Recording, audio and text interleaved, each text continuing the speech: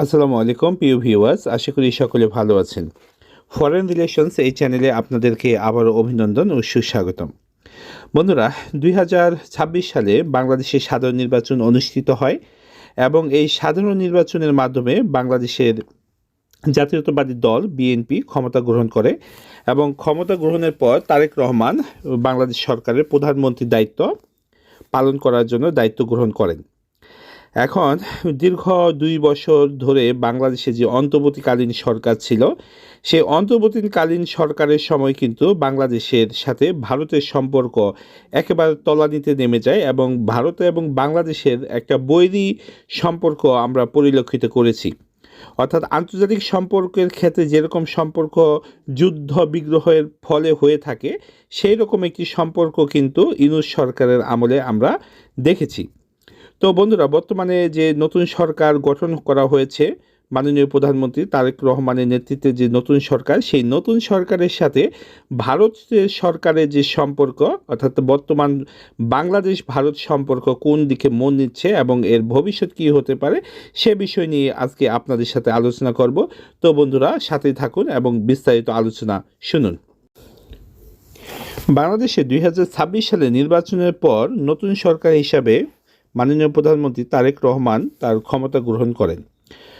এর পূর্বে মাননীয় প্রধানমন্ত্রী তারেক রহমানের মাতা, অর্থাৎ আমাদের প্রাক্তন প্রধানমন্ত্রী বেগম খালেদা জিয়া, উনি যখন মৃত্যুবরণ করেন, তখন তার মৃত্যুবরণের যে অনুষ্ঠান ছিল, সেই অনুষ্ঠানে কিন্তু প্রখ্যাত কূটনীতিক জয়শঙ্কর, উনি কিন্তু বাংলাদেশে এসেছিলেন। আর আপনারা জানেন যে জয়শঙ্কর কিন্তু সাধারণ কোনো মানুষ নন। তিনি তার পার্সোনালিটি বলেন বা কূটনৈতিক দক্ষতা বলেন, সেই দিক থেকে কিন্তু বর্তমান বিশ্বে যদি দুইজনকে বলা হয়, সেই দুইজনের মধ্যে কিন্তু জয়শঙ্কর একজন অবশ্যই থাকবেন। তো জয়শঙ্কর যখন বাংলাদেশে আসেন, তিনি তারেক রহমানকে কিন্তু এই ভারত সরকারের পক্ষ থেকে যে একটা কন্ডোলেন্স লেটার বা একটি যে শোকময় একটি বার্তা, সে বার্তা কিন্তু শোক বার্তা কিন্তু তিনি তারেক রহমানের কাছে পৌঁছে দিয়েছিলেন। তখন থেকে অনেকটা আন্দাজ করতে পারা গিয়েছিল যে বাংলাদেশের যে 12 ফেব্রুয়ারি তারিখে নির্বাচন অনুষ্ঠিত হতে যাবে, সেই অনুষ্ঠানের ক্ষেত্রে ভারত সরকারের পছন্দের তালিকায় রয়েছে জাতীয়তাবাদী দল বিএনপি। এবং পরবর্তীতে বেগম খালেদা জিয়া যখন মারা গেলেন, তারপরে কিন্তু ভারত সরকার কিন্তু তার উচ্চকক্ষ এবং নিম্নকক্ষ, অর্থাৎ লোকসভা এবং রাজ্যসভা উভয় সভায় কিন্তু তাদের, অর্থাৎ আইন পরিষদে কিন্তু তারা একটি শোক প্রস্তাব আনেন এবং তারা কিন্তু দাঁড়িয়ে আমাদের বেগম খালেদা জিয়ার প্রতি সম্মান জানিয়েছেন এবং তারা শোক মুহূর্ত পালন করেছেন। তো একটি দেশের জন্য এটি কিন্তু একজন নেত্রীর জন্য এটি কিন্তু বিশাল সম্মানের। অর্থাৎ বেগম খালেদা জিয়ার প্রতি তারা যে সম্মান দেখিয়েছেন, এটি কিন্তু আসলে বিশাল একটা বিষয়। অর্থাৎ এটা কিন্তু সবার কপালে হয় না, যেটা আমাদের মাননীয় প্রধানমন্ত্রী বেগম খালেদা জিয়া পেয়েছেন। এখন এর পরবর্তীতে যেটা হলো যে বাংলাদেশ সরকার যখন গঠন করা হলো, অর্থাৎ বর্তমান প্রধানমন্ত্রী মাননীয় প্রধানমন্ত্রী তারেক রহমানের নেতৃত্বে যখন বাংলাদেশ সরকার গঠন করা হলো, তখন কিন্তু ভারতের যে স্পিকার ওম বিড়লা, তো উনি কিন্তু বাংলাদেশে এসেছিলেন এবং উনি ভারতের মাননীয় প্রধানমন্ত্রী যিনি আছেন নরেন্দ্র মোদী, তার কাছ থেকে কিন্তু একটি বার্তা নিয়ে এসেছিলেন। অর্থাৎ তারেক রহমানকে কিন্তু সপরিবারে ভারত সরকার আমন্ত্রণ এবং নিমন্ত্রণ জানিয়েছেন ভারত সফর করার জন্য। একই সাথে তারেক রহমান কিন্তু বিজয়ী হওয়ার পর কিন্তু ভারতের প্রধানমন্ত্রী নরেন্দ্র মোদী তাকে টেলিফোনে কল দিয়েছিলেন এবং তার সাথে টেলিফোনে কথা হয়েছে। তো এই বিষয়গুলো কিন্তু নতুন একটি সম্পর্কের ইঙ্গিত দেয়। বিগত যে ইউনূস সরকারের আমলে ইউনূস সরকার যেভাবে দেশ পরিচালনা করেছিলেন, সেটি মূলত কোনো রকম কূটনৈতিক উপায় হতে পারে না। তিনি প্রতিবেশী রাষ্ট্রগুলির সাথে একটি যুদ্ধাংদেহী মনোভাব পোষণ করেই তিনি আগাচ্ছিলেন। আমরা তার সময় শুনেছি যে ফারাক্কা বাঁধের বিপরীতে সে ফারাক্কা বাঁধ দিবে, সে ফেনী এবং চট্টগ্রামে যে ইপিজেডগুলো রয়েছে সেগুলোকে তিনি যুদ্ধ ক্ষেত্র হিসাবে তিনি প্রস্তুত করবেন। এবং তিনি লালমনিরহাটের এবং ভারতের যে সেভেন সিস্টার্স রয়েছে সেগুলো নিয়ে তিনি কথা বলেছেন। আসলে একজন দায়িত্বশীল একজন নেতার কখনো এরকম বক্তব্য দেওয়া ঠিক হয় বলে আন্তর্জাতিক মহলে মনে করে না। কারণ আন্তর্জাতিক রাজনীতি বিষয়টা হলো হিংসা বা আপনার কোনো একটি হিংসাগত দিক থেকে কোনো অবস্থান নেওয়াটা না, বরং এখানে আন্তর্জাতিক রাজনীতি হলো সকলের সাথে সুন্দর একটি সম্পর্ক বজায় রেখে কূটনৈতিক মাধ্যমে এবং আন্তর্জাতিক চুক্তির মাধ্যমে দেশের জন্য সর্বোচ্চ যে স্বার্থ সেই স্বার্থটি হাসিল করা। ইউনূস সরকার কিন্তু যথেষ্ট ভারতের সাথে সম্পর্ক খারাপ রেখেছেন এবং তার আমলে তার যে শরিক যারা ছিল অন্যান্য মানুষজন উপদেষ্টা যারা, তারা কিন্তু ভারত বিরোধী মন্তব্য সবসময় করতো এবং শেখ হাসিনার সবসময় সমালোচনা করতো। কিন্তু একটা বিষয় আপনারা লক্ষ্য করবেন যে ইউনূস সরকার কিন্তু কখনোই শেখ হাসিনার সাথে ভারতের সম্পাদিত যে চুক্তি, শেখ হাসিনার না তো, সেটা হলো শেখ হাসিনার আমলের যে চুক্তিগুলো ভারতের সাথে হয়েছে সেই চুক্তিগুলোর কিন্তু কোনোটাই তিনি বাতিল করেননি। বরং আমরা সেই সময় শুনেছি যে তার মুখ থেকে তিনি সেভেন সিস্টার্স নিয়ে কোশ্চেন তুলেছেন যে আমরা সেভেন সিস্টার্সকে দেখে নেব, বা ভারতের অখণ্ডতা নিয়েও তৎকালীন যে এনসিপি নেতৃবৃন্দ তারা কিন্তু কথা বলেছেন। আবেগে মাতাল হয়ে আমাদের বাঙালির একটি উৎসুক জনতা বাংলাদেশে যারা আছেন তারা কিন্তু এই বিষয়টি নিয়ে লেজ নাড়িয়েছিলেন, মানে ওই সম্মতি বিশাল, হ্যাঁ হ্যাঁ আছি আছি এরকম একটা ভাব, ভারত দখল করব, ভারতকে টুকরো টুকরো করে দেব। তো এরকম একটা ভাব নিয়ে কিন্তু তারা রাষ্ট্র পরিচালনা করেছিলেন, যেটি মূলত কূটনীতিক যে শিষ্টাচার সেই কূটনৈতিক শিষ্টাচার বহির্ভূত, এবং একই সাথে কোনো একটি আন্তর্জাতিক ক্ষেত্রে এরকম সম্পর্ক আসলে ভালো কিছু বয়ে আনে না।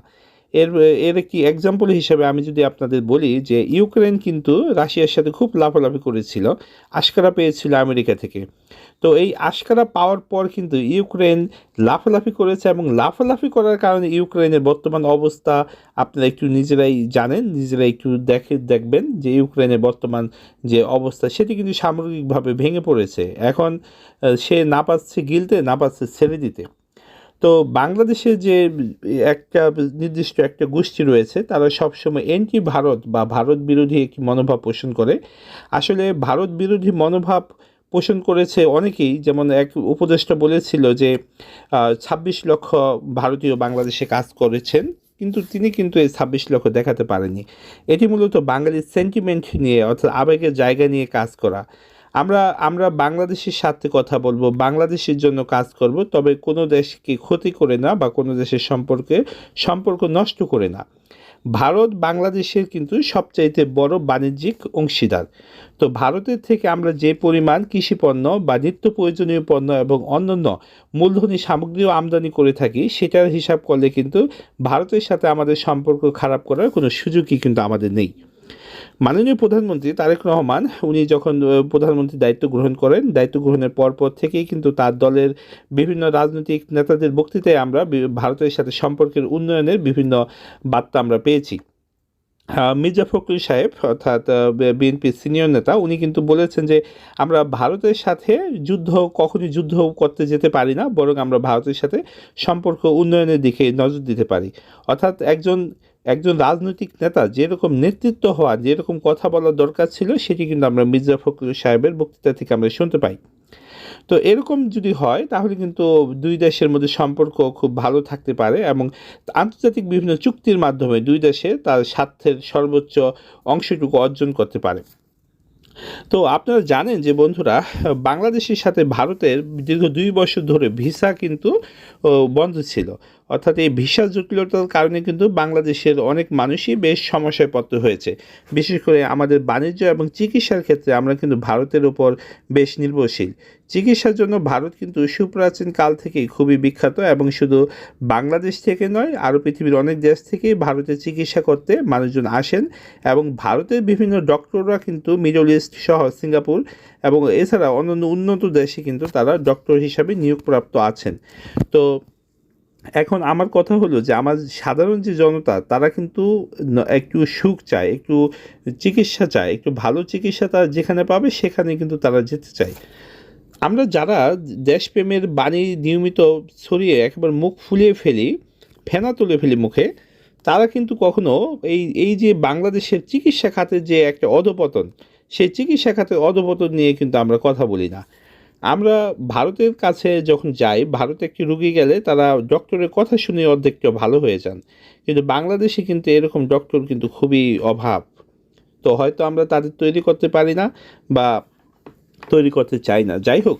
তো এখন কথা হলো যে ভারতের এই ভিসা জটিলতার বিষয়টা কিন্তু ধীরে ধীরে কেটে যাচ্ছে, এবং খুব সম্ভবত যেই খবরগুলো পাওয়া যাচ্ছে যে আগামী 1 মাসের মধ্যেই ভিসা জটিলতা সম্পূর্ণভাবে কেটে যাবে, এবং ভারতে যে বিভিন্ন এই হোটেল অ্যান্ড রেস্টুরেন্ট যে অ্যাসোসিয়েশন রয়েছে এবং চিকিৎসার যে বিভিন্ন হাসপাতালগুলি রয়েছে, তারাও কিন্তু বাংলাদেশিদের বিষয়ে যে গত 2 বছরের মনোভাব সেটি কিন্তু মুছে ফেলতে শুরু করেছে।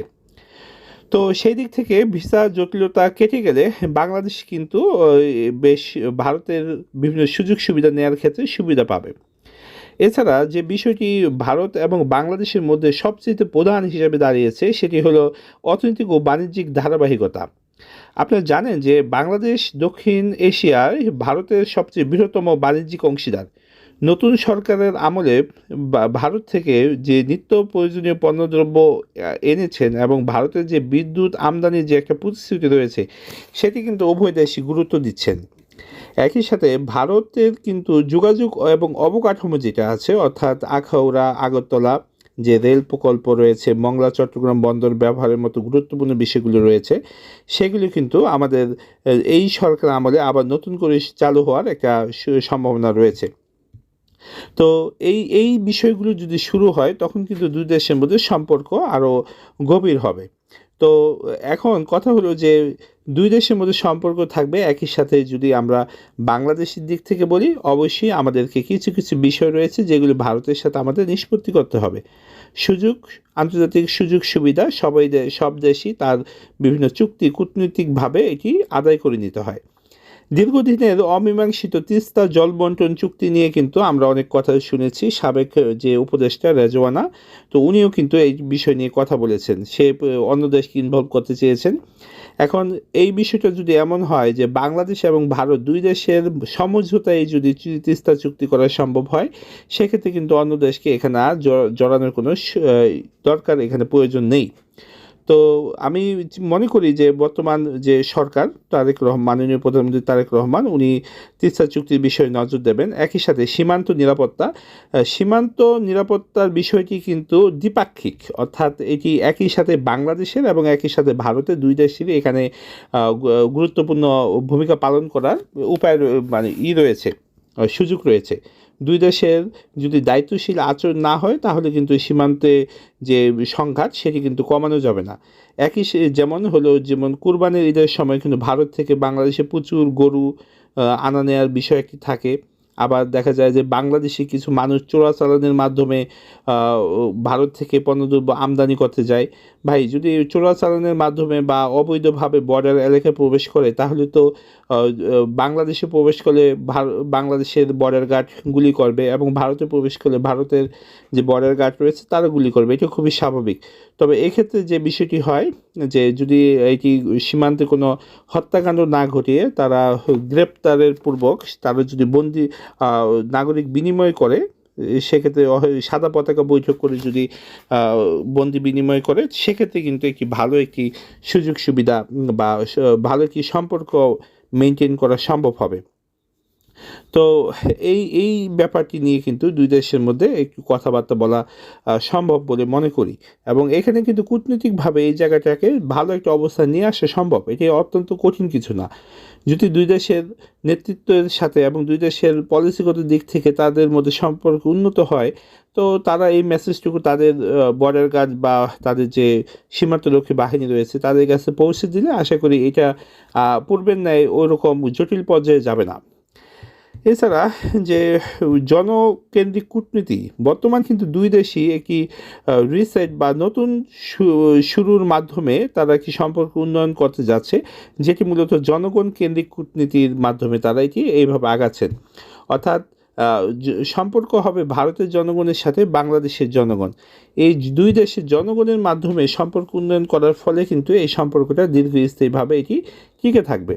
তো এছাড়া বর্তমান কিন্তু ভারত এবং বাংলাদেশের সাথে অনেক কিন্তু সমস্যার দিক রয়েছে, কিন্তু এমন কোনো সমস্যার দিক নাই যেটা সলিউশন করা যাবে না।